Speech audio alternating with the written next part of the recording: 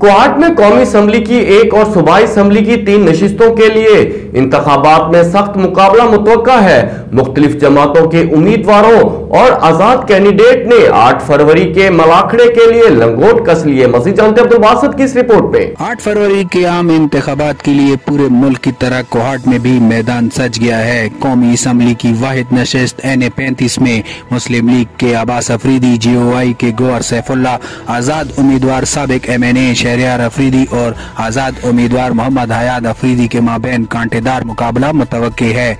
सूबाई असम्बली के हल्का P के 90 पर PPP के उम्मीदवार अमजद अफरीदी, आजाद उम्मीदवार आफ्ताब आलम, ANP के यकूब खान और साबिक MPA जमीयत उलमा इस्लाम के उम्मीदवार मौलाना मोहम्मद शुएब मदे मुकाबिल उम्मीदवारों में सरफहरिस्त हैं।